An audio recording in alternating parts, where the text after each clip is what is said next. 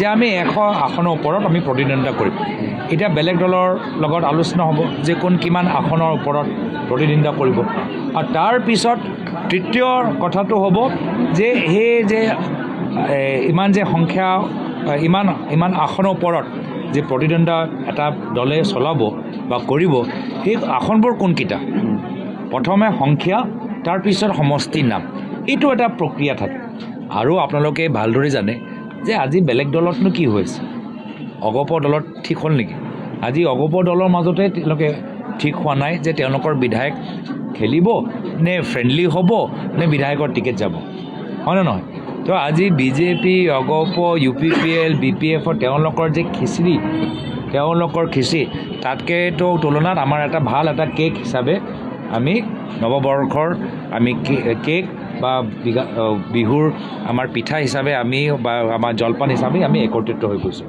যেনেদৰে জলপানত আজি ইয়াত আমাক খোৱালে আকৌ আমাক ক্ৰীম, দৈ, গাখীৰ, গুড় চব থাকে, চিৰা থাকে, আমিও একদম জলপানৰ দৰে আমাৰ বিৰোধী দলবোৰ একত্ৰিত হৈছে।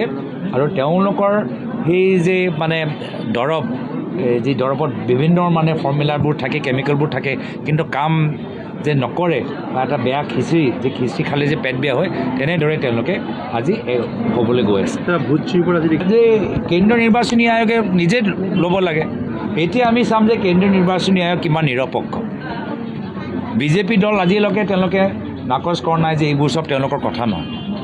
আৰু ইয়াৰ পূৰ্বে যেতিয়া সমষ্টি পুনৰ নিৰ্ধাৰণ হ'ল, সেই সময়তো অশোক সিংঘল ডাঙৰীয়া, হিমন্ত বিশ্ব শৰ্মা ডাঙৰীয়া গোটেই উজনি অসমৰ কণ্ঠটো তেওঁলোকে দুৰ্বল কৰিলে।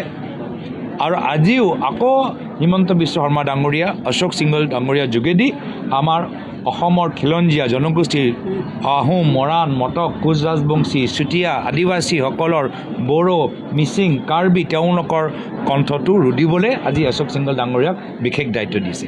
মানে অশোক সিংঘল ডাঙৰীয়া অসম চৰকাৰৰ জনজাতি খিলঞ্জীয়া মানুহৰ প্ৰতি যে তেওঁলোকে অন্যায় কৰি আছে, তাৰ মূল খলনায়ক হৈছে অশোক সিংঘল ডাঙৰীয়া, যি হিমন্ত বিশ্ব শৰ্মা ডাঙৰীয়া সোঁহাত হিচাপে আমি সকলোৱে জানো। মুখ্যমন্ত্ৰী ইতিমধ্যে কৈছে যে আপোনালোকে কেৱল 22টা বা 24টা সমষ্টিতে প্ৰতিনিধিত্বৰ কাৰণে লাগি আছে।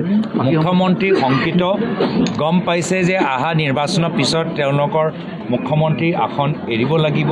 ইতিমধ্যে দেখিছেই যে আমাৰ যুৱ কংগ্ৰেছ সক্ৰিয়ভাৱে কাম কৰিছে, দেখিছে ৰাইজৰ পদূলিত ৰাইজ আমাৰ ওচৰত কাষ চাপিছে। বিভিন্ন ঠাইত নাগৰিক মঞ্চই একত্ৰিত হৈ তেওঁলোকে ৰাইজক বুজাই দিছে, জনসাধাৰণক বুজাই দিছে যে আমাক এই ধৰণৰ বিজেপি চৰকাৰ আমি নিবিচাৰোঁ।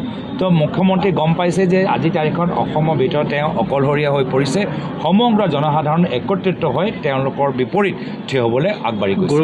গোলাঘাট সমষ্টিৰ প্ৰাৰ্থী হ'ব পাৰে নেকি? আমাৰ দলৰ নেতৃত্ব য'তে আমাক যি নিৰ্দেশ দিয়ে, এই নিৰ্দেশ হিচাপে আমি কাম কৰি যাম। এয়া স্থিতি মোৰ আগতেও আছিলে, এয়া স্থিতি মোৰ সদায় থাকিব।